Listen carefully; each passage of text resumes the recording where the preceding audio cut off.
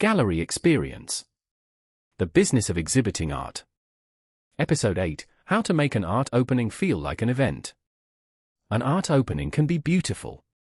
But beautiful does not always mean memorable. You can have excellent paintings, a beautiful gallery, good lighting, professional invitations, and still have an opening that people forget the next day. Why? Because an exhibition is not only about what people see. It is also about what people experience. Think about the difference between walking into a gallery for 10 minutes and attending an event where something is happening. At an event, people have a reason to stay. They meet people. They talk. They discover something. They listen. They take photographs. They become part of a moment. That is what we want to create. But making an art opening feel like an event does not mean turning it into a party. The artwork should remain at the center.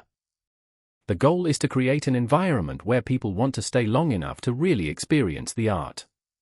So where do you begin? Start with a reason.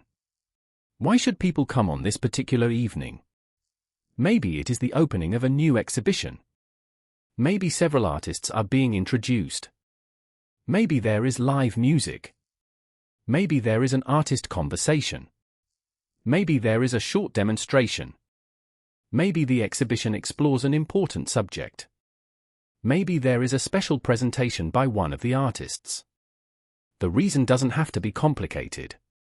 It just needs to give people something to look forward to. Now think about the invitation.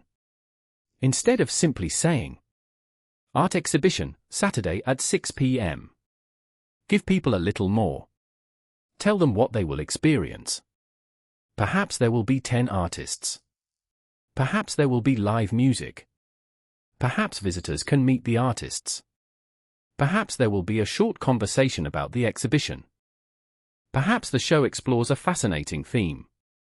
The invitation should create curiosity. People should be able to imagine themselves being there. And remember that your invitation is often the first impression of the exhibition. If the invitation looks careless, people may assume the exhibition is careless. If it looks thoughtful and professional, people begin to expect something special. Now let's talk about the arrival.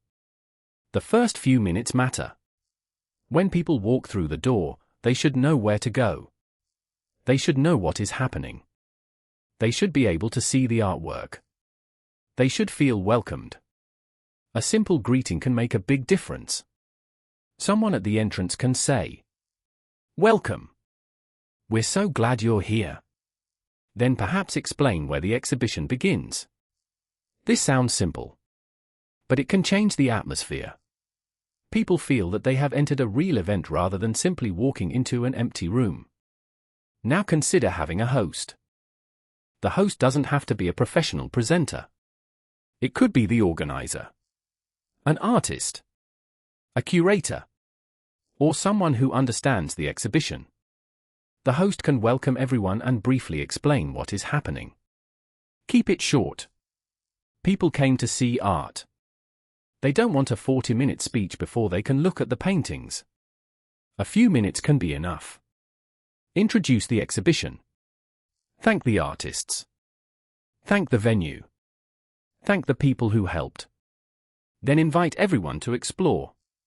Now let's talk about artist introductions. This can be one of the most valuable parts of an opening. Visitors may look at a painting and wonder, who created this? Why did they make it? What inspired it? A short conversation can help. You don't need every artist to give a long speech. Perhaps 3 or 4 artists are invited to speak briefly.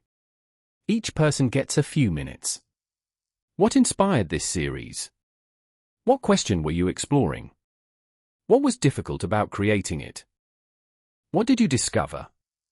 These questions can make the artwork more accessible. And sometimes visitors become much more interested in a painting after hearing the artist speak about it. But don't explain everything. Leave room for mystery. Art does not need to come with an instruction manual. A short story can open the door. The viewer should still be allowed to create their own interpretation. Now think about music. As we discussed in the previous episode, live music can be wonderful. It can create atmosphere. It can bring another audience. But keep the volume appropriate. People need to talk. They need to look at the paintings. They need to hear the artists. The music should make the room feel alive without taking over. Now consider refreshments. Food and drinks can encourage people to stay. But again, simplicity is often better. You don't need an elaborate dinner. A few carefully chosen refreshments can be enough. And think about where you place them. If food is placed directly beside valuable artwork, you may create unnecessary risks. If the food area blocks the entrance, people may have difficulty moving through the gallery. The practical details matter. Good event design is often invisible. People simply feel comfortable without realizing why. Now let's talk about photographs. An art opening is a wonderful opportunity to create visual content. Photograph the artwork. Photograph the artists. Photograph visitors looking at the paintings. Photograph conversations. Photograph the musicians if there is live music. Photograph the room before people arrive. And photograph the room when it is full. These images can be used later to promote the artists and the next exhibition. You can also create short videos. A few seconds of music. A visitor looking closely at a painting. An artist talking about their work. People arriving. A wide shot of the gallery. These small pieces of content can become social media posts. And if you are trying to rebuild an audience, this is particularly useful. One event can generate content for weeks. Now think about social media before the event. Don't wait until the day of the opening. Start creating anticipation. Introduce the artists. Show details of the paintings. Show the preparation. Show the gallery installation. Show the invitations. Introduce the musician.